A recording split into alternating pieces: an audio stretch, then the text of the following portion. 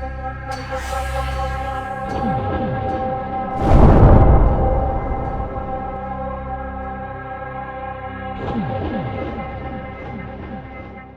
folks, we're headed to the Sythic Halls today. It's a wing of Alkindune similar to the Manitombs we saw in episode 4. We'll be closing out the leveling portion of our journey here. This is the last you'll see of this sort of raw and unpracticed huntering. Let's go have some fun. Enjoy! Right then, so let's jump right into the action commentary, because there was plenty of story nonsense in the last one, and there will be plenty more up ahead. So now is the time for checking out the actions. We're on a pair of Sythic guards that greet us as we walk in, and right now would be a great time to Wyvern Sting that hawk. I do not do it, but the hawk can charge people right out of the instance, in fact. We're too far up to be charged out of the instance, I believe. But it has happened to me before, very funny. Yeah, the Warlock only got knocked back a little bit, and he retaliates with a Seed of Corruption and a Shadow Fury. Yeah, we've got a level 70 Warlock with us today, so we'll be seeing some seedy shenanigans, those bright purple flashes that occur. And hopefully he's attentive and doesn't seed himself, because those Sythic Initiates have a spell reflection, which is very inconvenient for our casters, our mage and our warlock. But on the plus side, we do have a paladin for Blessing of Salvation, which we have on us right now. So that'll help our warrior tank hold aggro, and it'll also prevent our small warlock friend from getting himself killed. I'm told by some other level 70 warlock friends that you need at least 3 targets to seed effectively, to cleave with that effectively. The seed seems pretty powerful no matter what, but I'm not a warlock main, so who knows. Anyway, we're talking about huntering here. The guards are down, and we're getting onto the packs with the Time Lost mobs. The Time Lost controllers, in fact, which drop a totem that keeps someone permanently mind-controlled until the totem is destroyed. Our mage and warlock are not very well suited to destroying those things. I mean, sure, the mage has the Fire Blast, and the warlock has Searing Pain, maybe Shadow Burn, since he is a Destro spec. But we are the king at burst damage, because we are the hunter. So we will be the ones focused on destroying those totems wherever it is that they come up. And until then, we'll be focused on killing the Time Lost controllers first. But I am looking kind of low on mana here, so I'll sit to drink, and then we'll follow our tank around the corner into the room. The Time Lost controller is definitely going to get a totem down now, because we were late in coming to DPS it. And perhaps especially so because we moved in to weave. Now, the ranged rotations, as I understand them so far, seem pretty straightforward, but what I'm especially still unsure of is the best course of action for approaching the enemy. We might have an opportunity after an aim shot during a misdirect, because the aim shot as part of the misdirect would be beneficial to our tank's threat. But we don't have misdirection just yet. And as opposed to vanilla rotations with the aim shot having a cooldown, multi-shot having a cooldown, and having plenty of time to move liberally during our auto-shot cooldowns, so long as aim shot and multi-shot are also on cooldown. When it comes to TBC stuff, steady shot does not have a cooldown, so if we're performing our ranged rotation perfectly, there's very little time to inch closer to the enemy during combat without losing some shots. So perhaps the best course of action is to follow closely behind our tank and not be stuck all the way back here with the ranged around the time that they are pulled. If we are closer to the enemy when they are pulled, then there's less distance to cover, less time wasted, and we can begin performing our rotation close to the enemy so that we can weave on them. Not that it's a good idea to weave on these Sythic guards, because they do have a dangerous Thunderclap, which stacks up very quickly with the other mechanics that these other enemies have, and would prove even more deadly an obstacle, which is why we're pulling them separate. I mean, these mobs are not particularly dangerous, but the ones up ahead, the Oracles, with their arcane lightning, well, we'll see them when we get to them. Right now, we have positioned ourselves appropriately before this pack was pulled, and therefore we are free to weave, so long as the hawk doesn't charge away from us like that. We gotta do what we can, and sometimes there are things that we may account for to some degree, but it's difficult to account for certain things like that. This time we are going to move up close to these Sythic guards, and we'll hope that they do not push back our steady shots with their thunderclaps while we attempt to weave on them. You know, weaving helps us stay aware of the mechanics that the melee have to deal with, and also the things that our pet might be endangered by. So if anything, I find that perspective helpful for when I want to be lazy and just range from afar and use my pet. So I want to watch my pet. It's important to keep it alive, even as survival, because there are certain benefits. Besides kill command, there's also a lovely dungeon set with a nice set bonus that depends on our pet being alive to execute its full power, to unleash it, to pierce the armor of enemies and other stuff like that. We'll talk about that later. But if you're wondering, it is the Beast Lord set. If you haven't heard of it, go get it. It's good right now. Well, that about does it for this entire room, and we are clearing everything for the sake of experience points and reputation. But don't worry, this run will not take forever.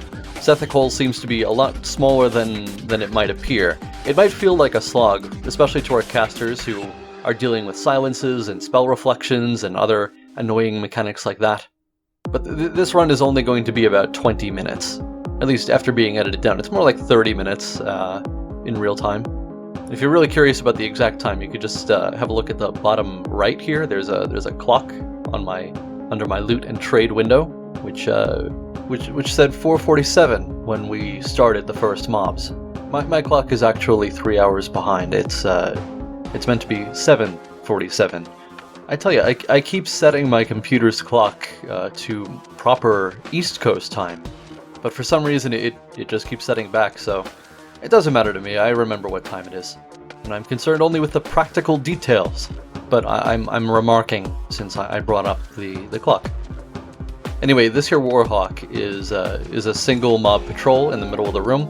Nothing dangerous about this one, although it can be something of a nuisance if pulled with one of the other packs, since it adds that charge mechanic. This one over here, this pack does not have a Warhawk, so we'll be firing our shots as usual and trying to approach for weaving. The mobs are approaching us, so we'll withdraw some and hope that Bay can get them back under control. Somehow we got the other pack in here, and that's not good, but it should not last too long because our Warlock is popping seeds of corruption on everything. If anything, they probably served as more fodder for the seed, and we'll certainly see more of that seeding action later on in this run, when there are some weak enemies that he can use to detonate on stronger enemies.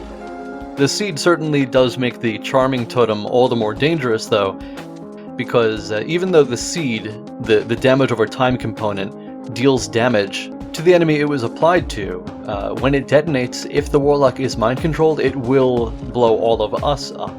So it is imperative to free the Warlock, especially if he has seeds running, or we will all die. It hits so hard, it's kind of a beauty to watch, isn't it?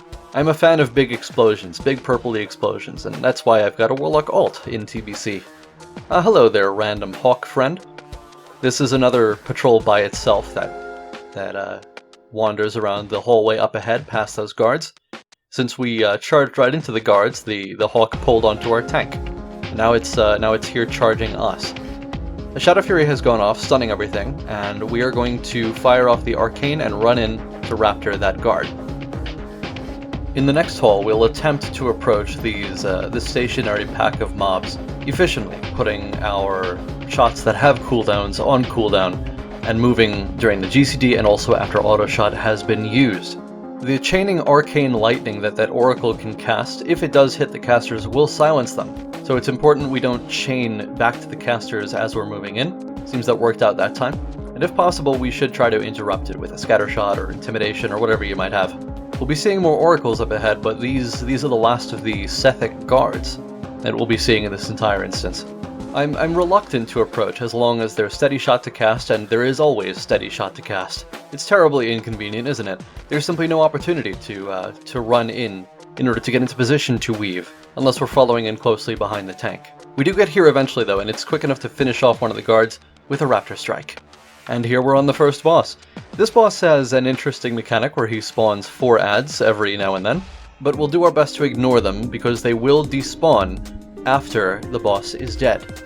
A seed popped on the boss, which no doubt caused our Warlock to get aggro here, and use Shadow Fury to stun everything and help out. Rather than opt for a frost trap, I've dropped an explosive trap instead, because they've taken some damage and they might go down if we cleave them down well enough. Or at least the first wave will. This second wave is going to contribute to things getting out of hand rather quickly. We're going to do our best to stay focused on the boss. There's something back there in the hallway, and I'm not sure what it's doing there, but I'll shoot it before returning to the boss and finishing him off, and he went down. Easy. That was the first of 2 bosses in here. Yep, only 2 bosses. But there's a lot more trash standing in our way. These Raven guards take the place of the regular guards that we were seeing prior to the first boss. Similar enough, they still have some kind of AoE thing, but they're not quite as dangerous, I think. And speaking of not quite as dangerous, check this out. Boop. They just pop. They vanish. Let's just appreciate that for a moment. I love having seed in my groups. We can't do that on every pack, but where there are birds, there is seed fodder. As for these big wind serpents, they are our prey. We have the superior single target damage, generally speaking, so we'll leave the AoE stuff to our warlock, and we'll make sure that we get to the next AoE pack in a timely fashion through the things that we can't kill too quickly, or the things that we cannot pull with other things. I believe there are some scryers in this pack, meaning we'll be seeing some arcane missiles and other spell casting. They do have a buff that we can dispel with arcane shot, and I do on occasion, but they will recast it on themselves, so there's no point really unless the scryer is dead. We were a bit low on mana, so I'm taking my time to drink just a little more before I get up and join my friends in finishing off these enemies, or in DPSing them. They are nowhere near finished, and that oracle just spat out an arcane lightning, which I noticed this time. The cast time is pretty fast. Some of the most dangerous spells in here all have either an instant or very fast cast time. Like the Fear we'll be coming up on later. It's tough to catch if you're using your GCDs and such on actual damage abilities as opposed to holding them for this sort of thing. It can be quite worth it, and we'll do what we can, but we won't fully jeopardize our DPS in order to watch solely for those fears. Here's another one of those blue serpents. This thing patrols up and down the stairs. They're pretty formidable if pulled with something else, because they have a whole bunch of abilities like their knockback and their chain lightning. At least I think that's chained. Maybe because it was used right after I knockback. Had no one to chain to. And I'm also low on mana again, but I get up eventually and move on over to the Raven Guards. In fact, I'm going to move right past them because they're almost dead, and we're about to see the funnest pull in the instance. Check this out. I'm going to lay down an explosive trap, and there goes a couple of seeds. There's some blizzard, and kaboom! Oh, that never gets old. Oh, it's so beautiful. They just go pop, and everything dies. These targets, however, are no joke. We do not have a shaman, so therefore there is no tremor totem, and therefore the fear cast by these prophets will be quite dangerous. I'm going to be watching out for these. So we'll move in closer. I'm keeping my eye on this one because the other one is stunned and dead. There's the fear. I fire the scatter out at it, but it's not over. It could cast again. There's the second fear, so I fire the wyvern sting, and we'll finish it off here. Yeah, we don't really have any actual interrupt, so they could always cast immediately after the CC is broken. But scatter and wyvern certainly help, as you can see. There are some more birds up on the ledge. I do not know why we're pulling these separate. They would just be fodder for the seed during the pull. But we'll be sure not to make the same mistake twice, and we'll pull the other pack of birds past that other pack, along with said pack, but after this here cobalt serpent. Because these things should be respected. They may not seem so fearsome on their own, but they are quite fearsome and disruptive if they're pulled with another group. Unfortunately, this one was pulled in a position where I can weave on it. You'll also note that compared to prior episodes, I am keeping an eye on my melee swing timer. In some prior episodes, I had multiple opportunities to walk in when my shots were on cooldown, but the melee has a much longer cooldown, so it might not line up where melee is off cooldown by the right time. We're still watching this here prophet. There's a fear, and I was unable to get the scatter off in time. It's a pretty fast cast time, isn't it? As long as our healer can dispel the fears, there's no danger of us running into other things. but having a shaman around with that sort of mechanic certainly helps. Oh, and I guess we did make that same mistake twice. We did not ninja pull the birds along with the next pack. Oh well, they're no threat on their own, so we'll just watch them pop. See, look at that, isn't it so pretty? Anyway, next pack, Guinevere is just going to flap on over those rocks, and we'll focus our efforts again on the Prophet, because it seems to be the most disruptive. Even if our healer can dispel, it is a GCD he might want to use elsewhere. This time he doesn't even appear interested in casting the fear, so we'll continue on finishing off the other things, the less consequential enemies, which are all stacked up beautifully right now, and they all look cleave ready. We don't have a cleave, but we do have a raptor. The next room is the last we have to clear before the final boss. Once again, I'm going to fire off my shots that have a cooldown and move closer to the enemy, especially during the cooldown for Arcane Shot. The global cooldown, I mean. And now that we're close enough, we can get off a nice 1-1-2-0 Raptor strike. Always lovely those melee crits, and I do enjoy staying as close to the action as possible. Sure, in TBC the nameplates can show up from very far away, whereas in vanilla, staying close to things had the added benefit of making sure the nameplates showed up. But regardless of the existence of nameplates, regardless of their display, it is always lovely to see what it is we're doing from a nice distance. That fear could have been interrupted by a wyvern sting.